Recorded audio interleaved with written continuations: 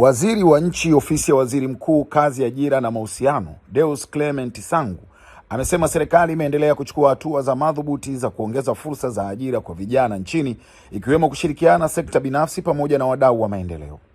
Mheshimiwa Sangu amesema ushirikiano huu umewezesha wadau wa maendeleo na sekta binafsi kutoa nafasi mbalimbali za ajira kwa vijana wa Tanzania nje ya nchi kutokana na uwezo na ujuzi walionao. Ameyasema hayo wakati aliposhiriki katika mkutano wa mawaziri wa kazi duniani unaofanyika Riyadh, Saudi Arabia. Tumefika hapa nchini Saudi Arabia katika jiji la Riyadh, ambapo tuna mkutano unaohusisha mawaziri wa kazi duniani, ambapo tumekutana na mawaziri wa kazi duniani kote kujadili masuala yanayohusiana na soko la ajira. Ni pamoja na mambo mengine, mjadala umehusu namna gani ambavyo nchi zinaweza kushirikiana katika soko la ajira, lakini pamoja na mambo mengine tumetumia fursa kama Tanzania kutafuta fursa za vijana wetu za ajira kwenye nchi mbalimbali. Pembezoni mwa mkutano huu nimepata fursa pia kuongea na baadhi ya mawaziri wenzangu wa kazi kutoka nchi mbalimbali, ikiwemo waziri wa kazi toka Qatar, lakini tumepata fursa ya kuongea na waziri wa kazi toka Oman, lakini pia waziri wa kazi toka Serbia, na bado tutaendelea kuzungumza na wengine. Lengo kuu ya mikutano hii ni kuweza kufanya mazungumzo namna gani nazo tukapata fursa za ajira kwa ajili ya vijana wetu wa Kitanzania.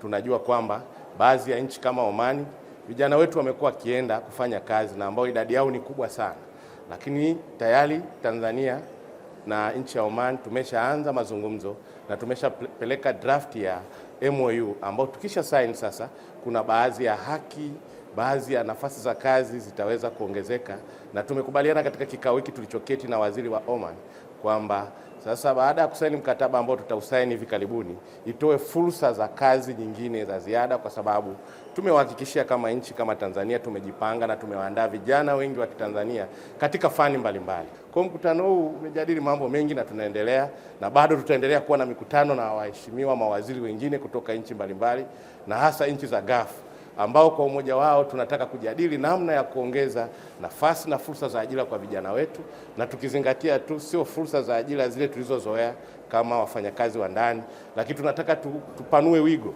tuwe na fursa za ajira mbalimbali ambazo zimejikita katika fani mbalimbali za vijana wetu.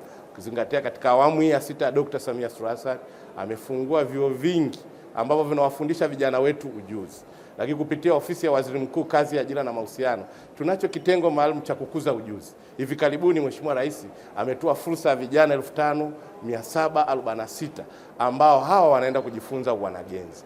Tunataka fursa hizi tunazozitafuta huko, haya mashirikiano ya kidiplomasia tunayoyafanya chini ya uongozi wa Mheshimiwa Dr. Samia Suluhu Hassan iwanufaishe vijana hao ambao tunawaandaa. Kwa hiyo mkutano huu niseme tu kwa kifupi umekuwa na manufaa makubwa kwa nchi yetu ya Tanzania. Na niendelee kumshukuru Rais wetu Dr. Samia Suluhu Hassan kwa kutoa fursa ya kushiriki mikutano mikubwa inayohusisha mawaziri toka sehemu mbalimbali duniani.